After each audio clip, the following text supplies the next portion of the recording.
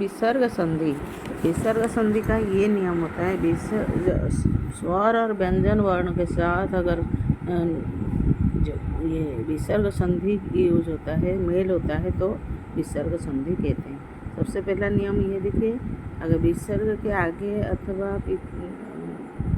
आगे ज या छ हो, च और छ है, तो विसर्ग जो है वो श हो जाता है। तो यहाँ पर इसका उदाहरण है नी प्लस च, या नी में विसर्ग और च या छ, ये अगर सामने हो प्लस के बाद तो ये स हो जाता है, निश्चय, निश्चय, निश्चय। एक च के साथ छ, स हो गया, छ के साथ एक स आएगा। ये विसर्ग जो है ये आधे स में परिणत होता है। नी छल, निश्चल, नी सार, निस्तार, नमः ते, नमस्ते। तो यहाँ पर छ और च त भी है, तो वो भी स में परिणत हो जाता है। इस तरह के विसर्ग परे अगर ल स विसर्ग पहले है, बाद में ये देखिए ल स श ये अगर होता है, तो यहाँ पर ये जो है आधे स में दंत्य स जो आधे स हो जाता है। हरि सेते, हरि सेते।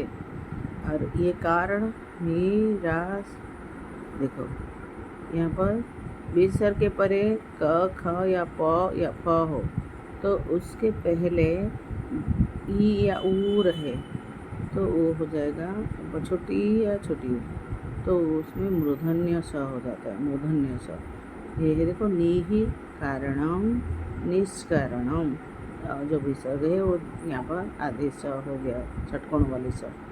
निपाप, निष्पाप, निफलम, निष्फलम, नीहि प्लस फलम, निष्फलम। दु प्लस करणम, दुष्करम, दुष्करम, दुष्करम।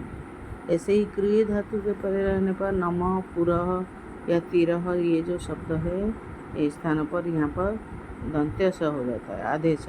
नमः कारः, नमस्कारः, पुरः कारः, पुरस्कारः, तिरः कारः, तिरस्कारः। इस तरह का हम संधि को जो पढ़ेंगे, विसर्ग संधि। विसर्ग से पूर्व अ आ को छोड़कर कोई भी दूसरा स्वर हो और वो स्वर वर्ण वर्ग के तृतीय, चतुर्थ, पंचम वर्ण अथवा य, र, ल, व, ये विसर्ग स्थान पर यहाँ पर र हो जाता है, आधा र।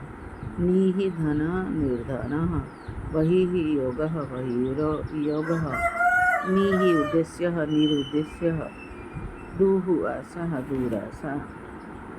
विसर्ग के पूर्व यदि रु हो, आ हो और आगे आ या किसी वर्ग का तीसरा वर्ण, पांचवा वर्ग, तीसरा वर्ग पंचवा वर्ग आप समझते हैं, जैसे क ख ग, तो ग हुआ तीसरा वर्ण, घ हुआ चतुर्थ वर्ण, और जैसे ही क हुआ प्रथम वर्ण, तो र, ल, व, ह, इनमें से कोई वर्ण आगे तो यहाँ पर विसर्ग का ऊ हो जाता है। जैसे इसका उदाहरण है मेघः गर्जति, मेघो गर्जति, वो हो गया। अश्वः धावति, अश्वो धावति, मनः योगः, मनो योगः, मनः और योगः, देखो यहाँ पर जो विसर्ग है वो हो गया। मनः ज्ञ, मनोज्ञ। तो ये यदि विसर्ग के पहले आ हो और आगे कोई स्वर या वर्ग मतलब आ वर्ण हो, तीसरे वर्ग के पांचवें अक्षर य, र, ल, व, ह, इनमें से कोई वर्ग हो, वर्ण हो, तो वो लोप हो जाता है। यहाँ पर मेघाः गर्जन्ति, मेघा गर्जन्ति, नराः यान्ति, नरा यान्ति, यहाँ पर लोप हो जाता है। तो विसर्ग संधि किसे कहते हैं, ये आप उदाहरण देकर समझाइए। जैसे कि विसर्ग संधि क्या कहते हैं, जो स्वर और व्यंजन वर्ण के साथ विसर्ग का मेल हो जिस वर्ण में, तो वो विसर्ग संधि कहते हैं। जैसे मनः योग, मनोयोग, निश्चल, निहिकार, निराकार, निछल निश्चल। ये देखो नमस्ते, नमस्ते कैसे हुआ? जो स वाले अपना स्थान है। नमः अस्ते नमस्ते। मनः अज्ञ मनोज्ञ। निहिठुर निहिठुर निठुर निष्ठुर।